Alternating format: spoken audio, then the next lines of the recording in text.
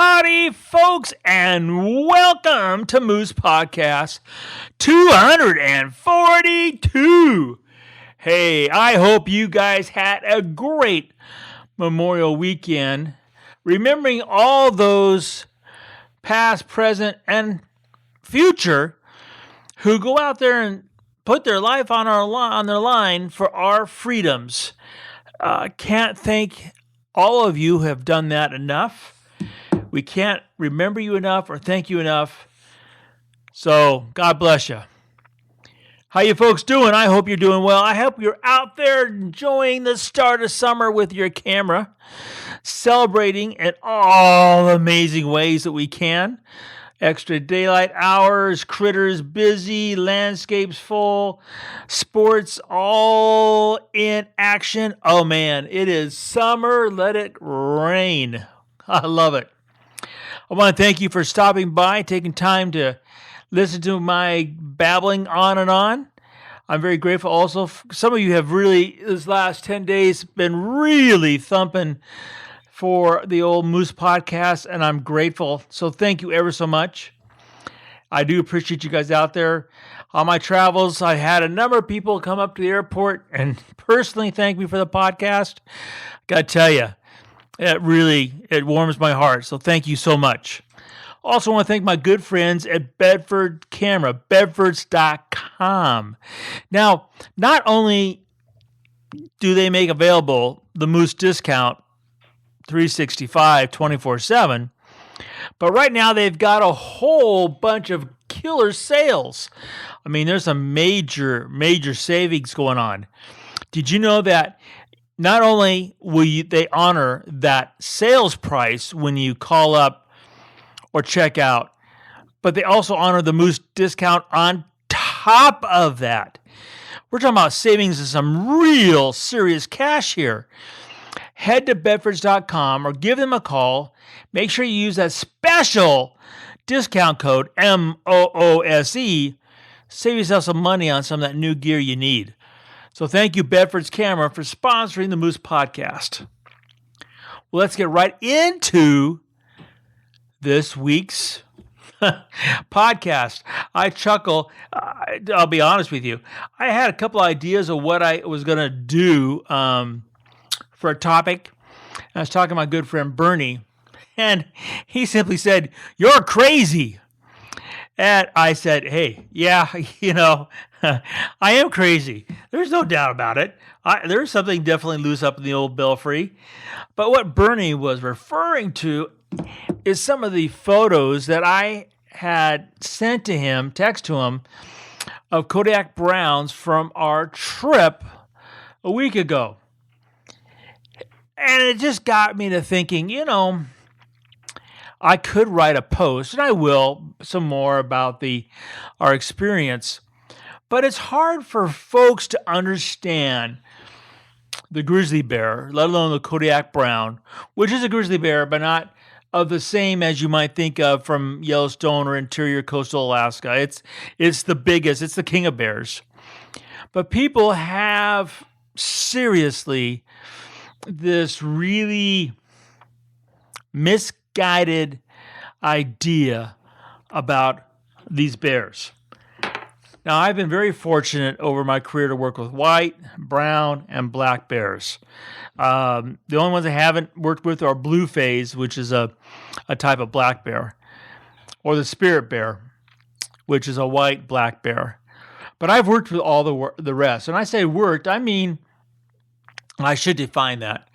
In some cases, literally, with polar bears, I was on the ground, wrapping my arms around them to get tapes, to take measurements, so I was working with them. But the vast majority of the time, I'm literally standing in their world.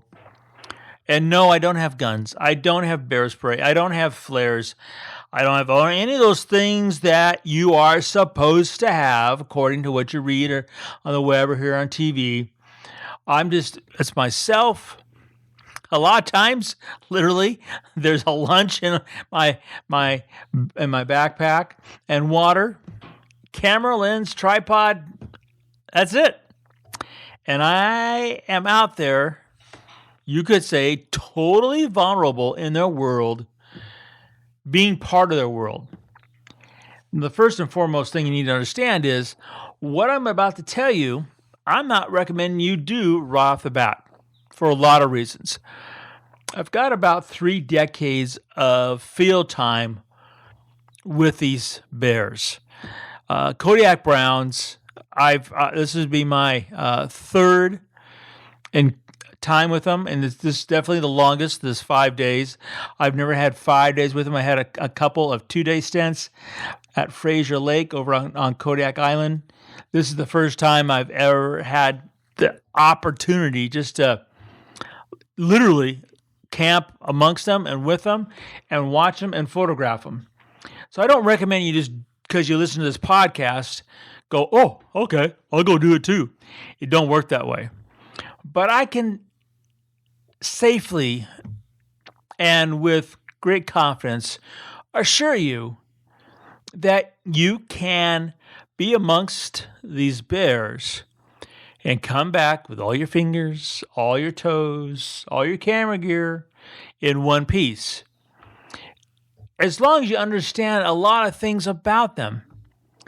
Now, when Bernie said, you're crazy, I had sent him a photograph, it's just a headshot, of this 700-pound, 6-year-old Kodiak Brown that was staring right down the lens barrel.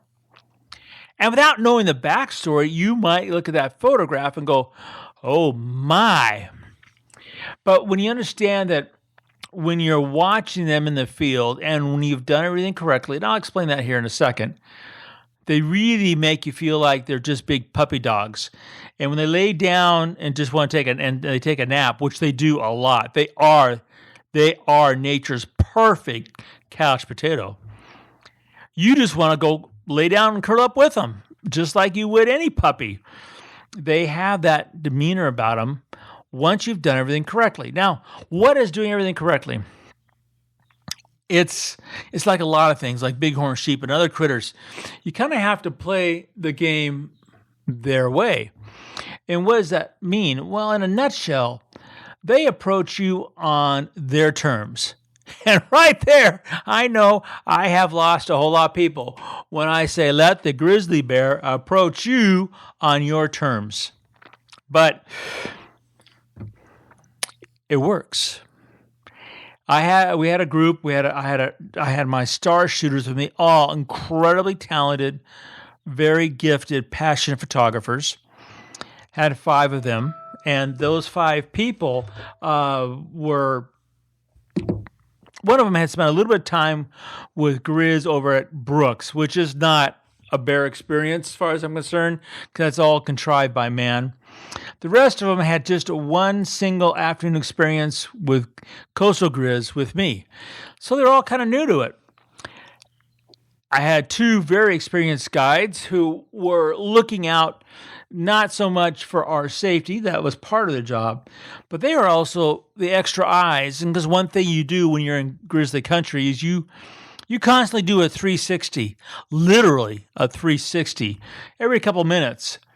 Once you're with Grizz, you realize how this huge bear and the 700-pound female who we got to spend so much time with, everybody saw her just disappear in the grass.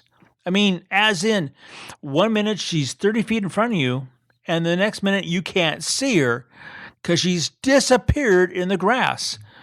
It's amazing how they can do that. So you're constantly doing a 360 so you don't have any sneak attacks. And the sneak attacks are not because, as the name might imply, they're going to attack you. They're real curious. And the way they deal with their curiosity is they like to just kind of mouth things. You know, they just kind of, back in the day, a long time ago, I had a cub come up and mouth my tripod because the static charge in the carbon fiber it found intriguing. Well, you know, the carbon tripod, not a problem. But if they were like gnawing on your leg to test you out, it would hurt. And then in the process of screaming, you get in trouble. So you just don't want them to get that close. It's for their safety as much as our own. But we were out there on the flats up on Kodiak first thing, I have to set the stage. You have to understand we're in slice of heaven. I don't know how else to describe it. I don't really have the words for it. It's the place where the camp, which doesn't have any running water or electricity, or it's a rough hunting camp that's absolutely spectacular. Can't tip my hat to Roar Bear Camp enough, but it's a place where you leave the door on the outhouse open because of the view you have with bald eagles with you all the time. Yeah, not always what you need when you go to the outhouse, but this is the kind of serenity there is at this Shangri-La little slice of heaven on Kodiak Island. So we're there at the mouth of the river, and it's just this big sedge flats, lots of grasses, and we had over 22 individual Kodiak Browns with us. We had big boars, we had moms with cubs, females, goobers, had it all. And there's nothing. There's no noise. You hear the greater yellowlegs copulating. You hear the bald eagles complaining that somebody else got their fish. You hear the kingfisher as he's going from perch to perch. You have the sound of the water as it's ripping down, the tide as it moves through the gravel. And you have Kodiak Browns. It's so gorgeous that you stand there for 5 hours waiting for the grizz to do what they want to do in the light you want and come up to you, and then you shoot. Now, if you don't understand, and it's hard to, you haven't been there, that with these big bears, and you got to realize that Kodiak Browns can easily go to 1,200 pounds. Not that a 700-pound couldn't do a lot of damage to us. These are the biggest there are. There are no bigger grizzly bears, and Kodiak Browns are a grizzly bear, but they're not 100%, you could say, a grizzly, because they are on an island and have been separated from that inland or on land, whatever it is, gene pool for a millennia. So they're just big island grizzly bears, Kodiak Browns. And if you don't understand all this about them, you might have the same thought when you saw the headshot of this bear just 30 clicks away, or 30 yards away, of, just a headshot, that I'm crazy. Because you read about these things about grizzly bears, and you naturally think that you're in jeopardy. And then the fact they're eating grass, I think, really strips a lot of people's gears. People think of these guys as, taking down a moose and eating the whole carcass in a day, and the next day they go and find another moose. They eat a lot, and it's simple calories in, calories out. And these grasses, they're not just any grass. It's not like the grass you mow every Saturday kind of grass, not by any stretch of the imagination. Goose tongue is this delicious grass that I love to eat, and it produces a lot of fat on these bears. And they're out there like cattle, literally grazing. And there you are. When you play the game correctly, and in this case, we would motor up in a skiff, get out, and there we would park. We didn't chase a bear. We didn't force anything. You watch the bears, and there's dynamics. A goober, which is one that just got knocked out by mom, is on its own.